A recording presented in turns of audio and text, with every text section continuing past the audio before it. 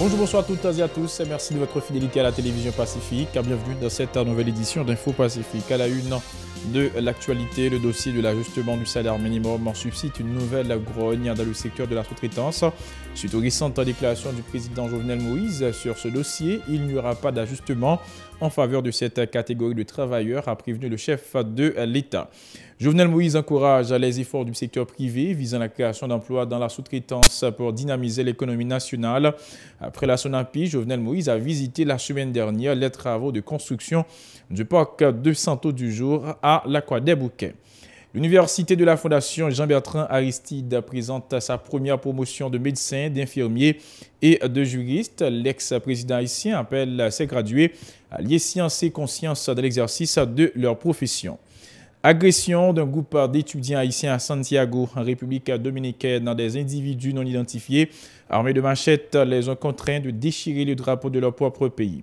Le maire de Pedernales, Luis Manuel Félix Mantos, estime à plusieurs millions de pesos les pertes quotidiennes enregistrées au niveau du marché frontalier. Pedernales en chapitre depuis les violences de la semaine dernière. Voilà, mesdames et messieurs, pour l'essentiel de cette édition. Restez branchés sur la chaîne C54.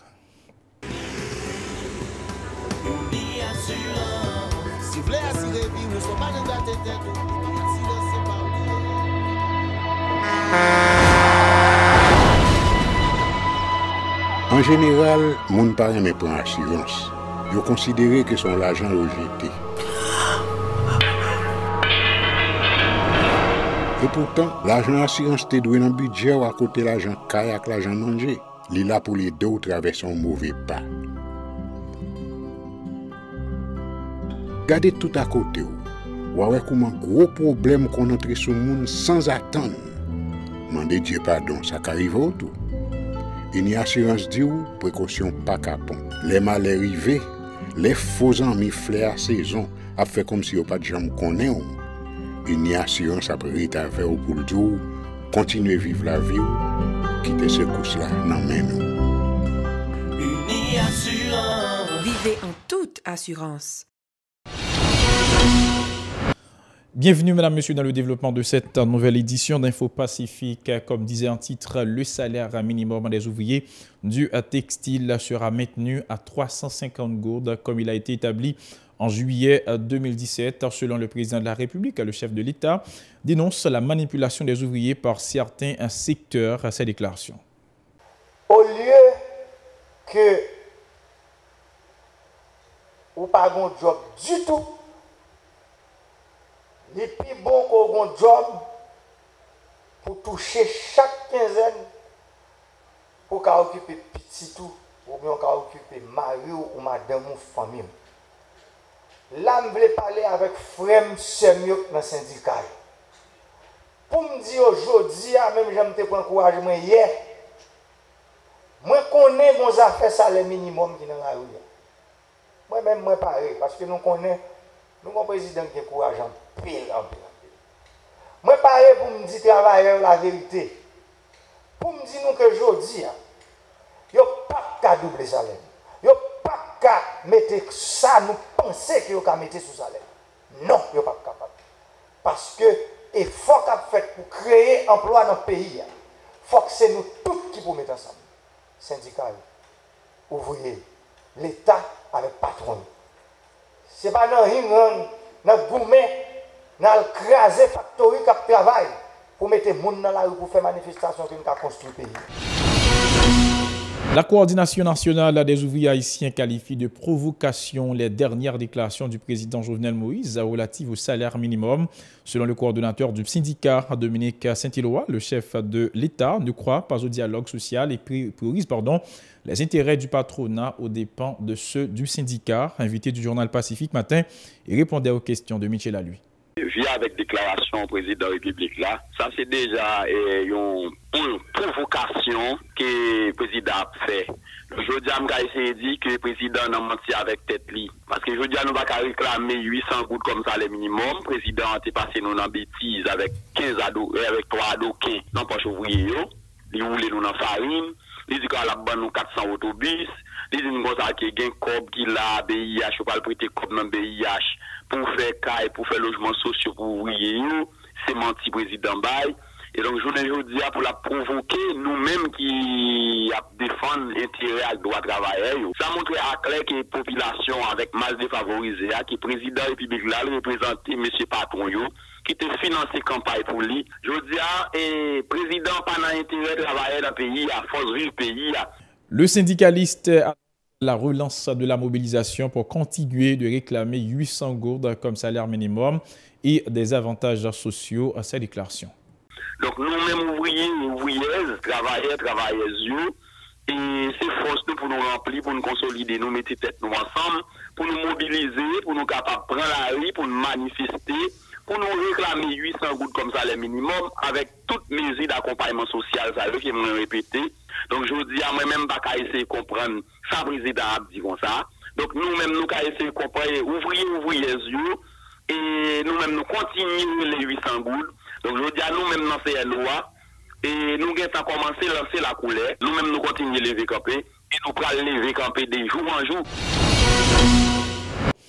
Le président de la République est intervenu sur le dossier du salaire minimum des ouvriers du secteur textile vendredi dernier, alors qu'il visitait, accompagné de son Premier ministre Jacques Aguila-Fontan, les travaux de construction du nouveau parc industriel de Santo du Jour à la Croix-des-Bouquets à Santo du Jour. Le chef de l'État s'est félicité de la démarche des membres de l'Association des industries d'Haïti, ADI, qui, selon lui, favorise le développement du pays. Il a promis d'accompagner le secteur privé dans la mise en œuvre de certains projets pouvant permettre la création de nouveaux emplois dans le pays. Jovenel Moïse au micro de Mario Sylvain de David Mercius. M. Aped est en train d'investir de l'argent que sa famille n'en a pas. Dans un pays extrêmement fragile, où il y a un problème d'attitude dans le pays, vous êtes à Santo 19. Vous êtes en train de construire l'un des plus grands parcs industriels privés du pays, ici. Il y a Santo 25, là où se trouve l'usine Famosa. Rendre possible un secteur privé fort. Un entrepreneur n'a pas besoin d'être l'ami du président de la République, ni d'être du même parti politique que le président de la République. Un entrepreneur qui veut investir dans le pays, l'État a l'obligation et la responsabilité de faciliter l'investissement. C'est pour ça ce matin, il y a le CFI qui est là, la direction des zones franches qui est là, pour dire aux entrepreneurs haïtiens et étrangers qui sont en train d'investir dans ce secteur que l'État est prêt. Il faut dire que la veille, le chef de l'État s'était rendu sur le chantier du nouveau bâtiment de la Société nationale des parcs industriels Sunapi sur le boulevard Toussaint-Louverture à Delma. Le responsable de la zone franche de Santo du Jour, André Aped, qui a salué l'intérêt accordé par le chef de l'État à ce type de projet, a indiqué que cette entreprise favorisera l'embauche d'environ 10 000 personnes dans le secteur de la sous-traitance. Selon l'industriel, les zones franches sont des facteurs de croissance économique en Haïti. Ces déclarations. Nos familles ont investi dans l'aménagement de la construction de 2 zones franches. L'une sur la route de l'aéroport avec l'aide de la Banque nationale de crédit et l'autre ici à Santo du Jour avec l'aide de la Sogebank.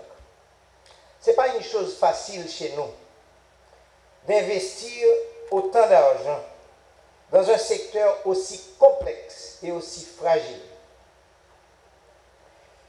Quand le projet de Santo du Jour sera à maturité, il emploiera au moins 10 000 concitoyens et concitoyennes, mais surtout, il coûtera près de 34 millions de dollars et il contribuera à près de 250 millions de dollars d'exportation par année, ce qui représentera, à partir de l'activité de ses clients, ce qui représentera le quart de ce qu'Haïti exportait l'année dernière de toutes les exportations haïtiennes. Parce que nous étions à 40, 45 et à un peu plus d'1 milliard de dollars d'exportation, 250 millions, c'est le quart des exportations d'Haïti pour une petite zone franche comme ça. Dossier société, l'université de la Fondation Aristide a procédé dimanche à la cérémonie de collation de grade de sa première promotion composé de 138 étudiants issus de ces facultés des sciences de la santé et des sciences juridiques et politiques au local de l'UNIFA à Tabar. À l'occasion, l'ex-président Jean-Bertrand Aristide a salué la contribution de tous ceux qui ont contribué à la réussite de ce projet lancé en septembre 2017 avec l'appui de son épouse Mildred Trouillot Aristide. Il s'est félicité de l'intérêt accordé par les récipiendaires à leurs études, indiquant que l'université renferme à présent un total de 1687 étudiants. Écoutons Jean-Bertrand Aristide. 18 mars 2018 et 18 mars 2011 sont désormais inscrits en lettres d'or dans les annales de l'UNIFA. Après 7 années d'exil, il a fallu ce retour au bercail pour rallumer la flamme de l'éducation au campus. Une histoire fascinante et indissociable de l'accueil historique qui nous a été réservé de l'aéroport Toussaint Louverture à la maison. Une belle couronne remerciement pour chaque monde qui te met main pour ensemble nous user jardin éducation à l'Olapli retour.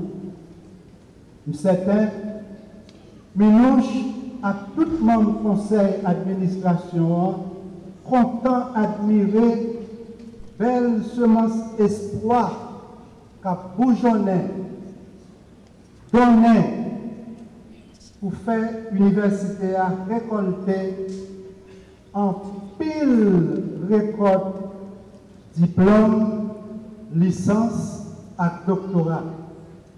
Compliment, honneur, respect pour nous tous. Un gros bravo pour nous. Par ailleurs, le leader du parti politique Famila Valas a invité les récipiendaires à faire preuve de conscience de l'exercice de leur profession, ajoutant que la science en symbiose avec la conscience pourra contribuer à rehausser le secteur éducatif haïtien. Il en a profité pour parodier le dossier Petro-Caribé. Ces propos recueillis par David Mercius. À l'échelle planétaire, la science progresse, la conscience régresse. Puisse votre conscience professionnelle contribuer à l'éveil de la conscience sociale. La dignité est inhérente à la nature humaine. Nous sommes tous nés libres, égaux, en dignité et en droit. C'est ça que fait nous dire avec une pile conviction. Pour l'éducation nous clairer bien, faut mèche la science à gaz conscience. Gaz conscience ou pétro-conscience. Pétro-conscience pour veiller pétro-carité. L'un des récipiendaires qui s'exprimait au nom de ses collègues n'a pas caché son enthousiasme. Il a salué l'appui du rectorat, des professeurs et des parents qui ont notamment contribué à leur réussite. Il se dit fier de faire partie de la première promotion d'étudiants en médecine de l'UNIFA. Un extrait de son discours. Le travail, on vient à bout du tout. Chers parents, vos efforts n'ont pas été vains. Récoltez aujourd'hui les grains semés en vos enfants qui font votre joie, et j'en suis sûr que votre fierté est à son paroxysme. Nos humbles mots ne suffiront pas pour vous remercier et vous prouver combien vous comptez pour nous. Ce n'est pas la fin, mais le début d'une florissante carrière. Ça nous semble peut-être difficile, mais nous sommes plus que déterminés à aller de l'avant. Voilà, mesdames et messieurs, pour l'essentiel de cette édition d'Info Pacifique. Je vous invite à rester branchés sur la chaîne 54 pour la suite de la programmation.